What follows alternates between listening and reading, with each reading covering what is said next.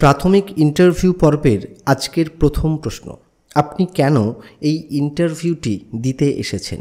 যারা এর আগে ইন্টারভিউ দিতে গেছেন তাদের অনেককেই কিন্তু এই প্রশ্নটি করা হয়েছে। এখন এই প্রশ্নের উত্তর আমরা কি দিতে পারি?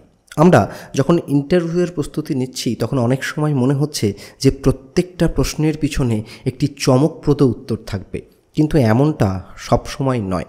এমন অনেক প্রশ্ন রয়েছে যার পিছনে উত্তর হিসেবে শুধু আপনি সত্যিটুকুকে তুলে ধরতে পারেন। যেমন এটি হচ্ছে সেই ধরনের একটি প্রশ্ন, আপনি কেন ইন্টারভিউ দিতে এসেছেন? তার একমাত্র সঠিক উত্তর কি? যে এই চাকরিটা আমি পেতে চাই, আমি এই চাকরিটার মধ্যে দিয়ে একটি নতুন কর্মজীবন শুরু করতে চাই, তাই আমি এখানে ইন্টারভিউটা দিতে এসেছি। এটি হচ্ছে কিন্তু পৃথিবীর সবথেকে সহজ এবং সত্যি এবং সুন্দর উত্তর। তাহলে এই প্রশ্নের উত্তরে আমরা কি বলতে পারি? না, প্রাথমিক বিদ্যালয়ের একজন শিক্ষক বা শিক্ষিকা হবার জন্য যে নিয়োগ প্রক্রিয়া চলছে, আমি সেই নিয়োগ প্রক্রিয়ায় অংশগ্রহণ করেছি এবং টেট কোয়ালিফাই করে আজকে এই ইন্টারভিউ বোর্ডে এসে উপস্থিত হয়েছি। এখন এখানে যদি আমি আমার নিজের যোগ্যতা মান প্রমাণ করতে পারি, তাহলে আমি একটি নতুন জীবিকায় প্রবেশ করব। আমি একটি বিদ্যালয়ের শিক্ষক বা শিক্ষিকা হিসেবে নিজের নতুন একটি কর্মজীবন শুরু করতে পারবো। সেই কর্মজীবন শুরু করার উদ্দেশ্য নিয়ে আজকে আমি এখানে এই ইন্টারভিউ বোর্ডে ইন্টারভিউ দিতে এসেছি, নিজের যোগ্যতাকে প্রমাণ করতে এসেছি। তাহলে এই যে সত্যি কথাটা বললাম, এই সত্যি কথাটাই কিন্তু এই প্রশ্নের উত্তর। সকল প্রশ্নের জন্য বিরাট বিরাট উত্তর খুঁজে খুঁজে বেড়ানোর প্রয়োজন নেই। এমন অনেক প্রশ্ন রয়েছে যার উত্তর কেবলমাত্র ছোট্ট একটুখানি সত্যি কথা। যেমন এই প্রশ্নের উত্তর হচ্ছে, এই চাকরিটা আমার দরকার, এই চাকরিটা পেলে আমি একজন শিক্ষক বা শিক্ষিকা হিসেবে আমার নতুন কর্মজীবন শুরু করতে পারবো। তাই আমি এই ইন্টারভিউ প্রক্রিয়ায় অংশ নেবার জন্য এখানে উপস্থিত হয়েছি। আপনাদের কাছে এর থেকে ভালো কোনো উত্তর যদি থাকে তাহলে অবশ্যই কমেন্ট বক্সে কমেন্ট করে জানাবেন। আজকের দ্বিতীয় প্রশ্ন, যে আপনার যে বিদ্যালয়, সেই বিদ্যালয় একটি নদীর তীরে অবস্থিত, যেখানে এমন পরিস্থিতির সৃষ্টি হয়েছে যে কোনো মুহূর্তে বন্যা হতে পারে।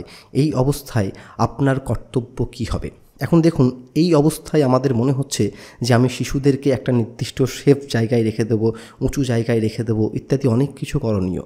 কিন্তু আমি এখানে বলবো যে আমি সেই সকল গার্জিয়ানদেরকে ফোন করে তাদেরকে বিদ্যালয়ে ডাকবো এবং প্রত্যেকজনকে নির্দেশ দেবো যে তাদের ছেলেমেয়েদেরকে খুব সুরক্ষিতভাবে তারা যেন বাড়ি নিয়ে চলে যান।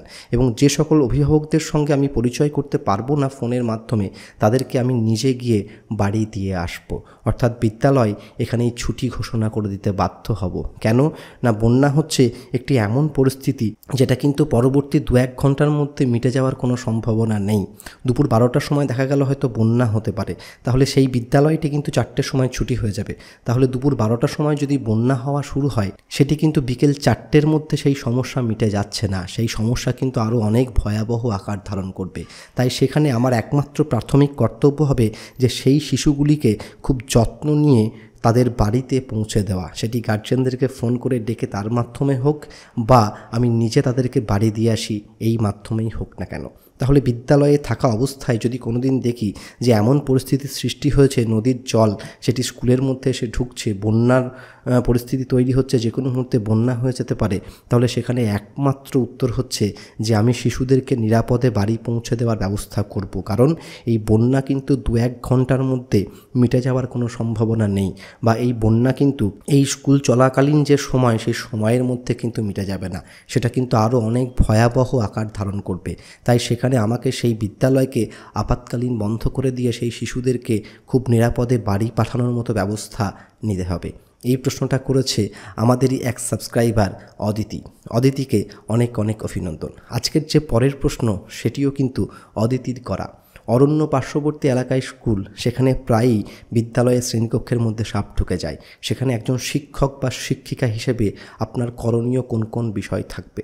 দেখুন, এখানে কিন্তু অনেক বিষয় করার রয়েছে, অনেক কিছু করার রয়েছে। সাপ ঢুকে গেছে, সেটা যেমন একটি দুর্ঘটনা, কিন্তু সেই দুর্ঘটনা থেকে বাঁচার জন্য একজন বিদ্যালয়ের শিক্ষক বা শিক্ষিকার কিন্তু অনেক কিছু করার রয়েছে। কি করার রয়েছে? যে অংশগুলি দিয়ে সাপ ঢোকার সম্ভাবনা রয়েছে একটি ক্লাসরুমের মধ্যে, সেই অংশগুলিকে বন্ধ করে দেওয়ার ব্যবস্থা করতে হবে। ক্লাসের পার্শ্ববর্তী যে অঞ্চলগুলি রয়েছে সেখানে যেন কোনো রকম জঙ্গল না জন্মায় সেদিকে একজন বিদ্যালয়ের শিক্ষক বা শিক্ষিকা তাকে দায়িত্ব নিতে হবে। এরপরে প্রত্যেকটা বিদ্যালয়ের নির্দিষ্ট জায়গায় যে কার্বলিক অ্যাসিড পাওয়া যায় সেগুলিকে নির্দিষ্ট সময়ে কিন্তু ব্যবহার করতে হবে যাতে সেখানে সাপ না ঢুকে পড়ে। এরপরেও যদি সাপ ঢুকে যায় তাহলে প্রথমেই সেই শ্রেণীকক্ষের ছেলেমেয়েদেরকে খুব নিরাপদে সেখান থেকে বাইরে নিয়ে চলে আসতে হবে।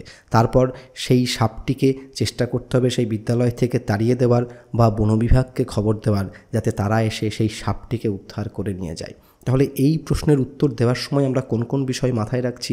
আমরা এটা মাথায় রাখছি যে আজকে সাপ ঢুকেছে, কিন্তু তার আগের দিনগুলিতে আমরা যদি ব্যবস্থা গ্রহণ করি তাহলে কিন্তু আজকে সাপটা ঢুকবে না। কাজেই আমার উত্তরটা সেখান থেকে শুরু হবে যে বিদ্যালয়ে এমন কিছু কর্মসূচি গ্রহণ করতে হবে যাতে চট করে সাপ না ঢুকে পড়তে পারে। যেহেতু এটা অরণ্য এরিয়া, এখানে কিন্তু শ্রেণীকক্ষের মধ্যে সাপ ঢুকে যাওয়ার সম্ভাবনা অবশ্যই আছে, তাই সেটাকে আগে থেকে যত্ন নিতে হবে।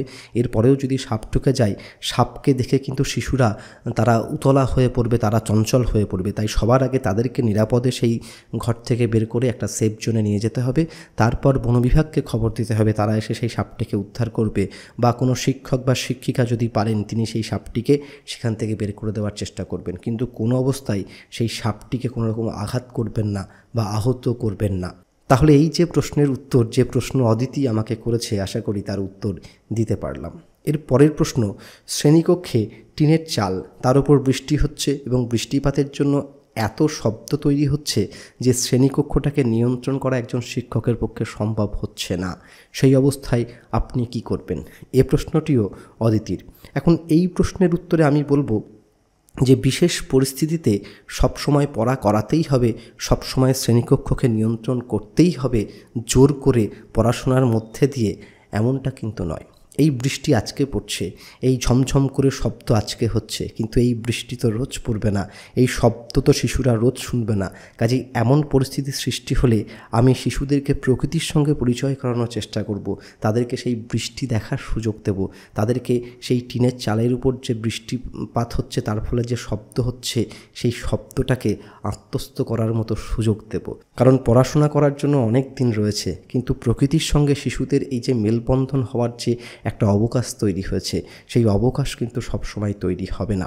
এরপরেও যেহেতু প্রচণ্ড বৃষ্টি হচ্ছে, তাই আমি ধরে নিতে পারি সেখানে কিন্তু লোডশেডিং হয়েছে, সেখানে ঘরগুলি অন্ধকার, এতটা আলো রয়েছে যে সেগুলি পড়াশোনার পক্ষে উপযুক্ত নয়। তাই আমি সেই সময় সেই ছেলেমেয়েদেরকে শান্তভাবে বসিয়ে তাদের কিছু একটা গল্প বলবো, নীতিকথামূলক গল্প বা কোনো একটি মহান মানুষের জীবনী। এই রকম করেই সেই সময়টুকু আমি শিশুদের সঙ্গে কাটাবো, যাতে তারা আনন্দ করে এই প্রকৃতির সঙ্গে মিশতে পারে এবং এই প্রকৃতির যে প্রাকৃতিক উপাদানগুলি সেগুলি সম্বন্ধে বাস্তবসম্মত অভিজ্ঞতা অর্জন করতে পারে। তাই শ্রেণীকক্ষে টিনের চালে যখন বৃষ্টি হচ্ছে এবং বৃষ্টির সেই শব্দ যখন সেই ক্লাসটিকে ব্যাহত করছে, তখন আমি জোর করে সেই ক্লাসটিকে চালানোর কোনো চেষ্টা করব না। আমি চেষ্টা করব শিশুরা যেন প্রকৃতির সম্বন্ধে জ্ঞানটা প্রকৃতি থেকেই অর্জন করতে পারে, তারা যেন সেই বৃষ্টিপাতকে দেখতে পারে, সেই বৃষ্টির ফোঁটাগুলিকে স্পর্শ করতে পারে। এবং সেই সময় যদি ক্লাস অপারেট করার প্রয়োজন হয়, ক্লাসকে শৃঙ্খলাবদ্ধ করার প্রয়োজন হয়, তাহলে আমি বিভিন্ন মজার গল্প, বিনোদনমূলক গল্প, নীতিকথামূলক গল্প ইত্যাদি গল্প বলে তাদেরকে একদিকে যেমন শান্ত করব, একদিকে এই প্রকৃতির সঙ্গে মিশিয়ে নেওয়ার মতো একটা পরিবেশ তৈরি করব। আজকের পরবর্তী প্রশ্ন, তো পরবর্তী প্রশ্নে যাওয়ার আগে একটু পরিচয় পর্বটা সেরে নিই। নমস্কার বন্ধু, আমি বিশ্বদীপ নন্দী, আপনারা দেখছেন নন্দী একাডেমি। শিক্ষা সংক্রান্ত ভিডিও সবার আগে পাওয়ার জন্য এই চ্যানেলটিকে অবশ্যই সাবস্ক্রাইব করবেন। আসুন আজকের পরবর্তী প্রশ্নে চলে যাই। পরবর্তী প্রশ্ন, এতদিন পড়াশোনা করেছেন অথচ অন্য কোনো চাকরি পাননি কেন? কি উত্তর আমরা বলতে পারি? ওই যে বললাম যে সত্যি কথা বলতে হবে। তো কেন আমি চাকরি পাইনি? না, এতদিন পর্যন্ত বিভিন্ন চাকরির পরীক্ষায় হয়তো অংশগ্রহণ করেছি, কিন্তু এখনও পর্যন্ত নিজেকে সেই চাকরি পাওয়ার মতো যোগ্য করে তুলতে পারিনি, তাই এতদিন পর্যন্ত সেই চাকরিগুলি পাইনি। কিন্তু এখন আমি সেই যোগ্যতা অর্জন করতে পেরেছি যাতে একজন প্রাথমিক বিদ্যালয়ের শিক্ষক বা শিক্ষিকা হতে পারি। তার জন্য আমি প্রফেশনাল ট্রেনিং করেছি, তার জন্য আমি অত্যন্ত পরিশ্রম করে টেট পরীক্ষায় উত্তীর্ণ হয়েছি, এখন আমি ইন্টারভিউ বোর্ডে এসে উপস্থিত হয়েছি, এখানে যদি নির্বাচন হই তাহলে কিন্তু একটা চাকরি পেয়ে যাচ্ছি।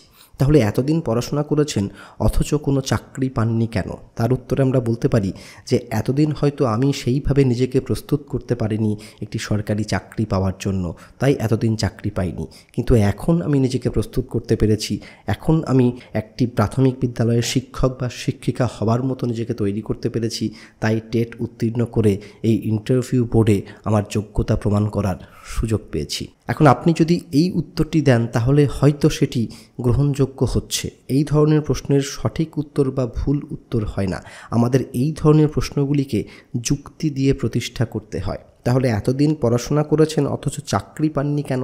তার উত্তর হচ্ছে যে পড়াশোনা আমি করেছি কিন্তু হয়তো নিজেকে সেই জায়গায় নিয়ে যেতে পারিনি, সেই যোগ্যতা অর্জন করতে পারিনি যে যোগ্যতা থাকলে কোনো একজন ছেলে বা মেয়ে একটি সরকারি চাকরি পেতে পারে।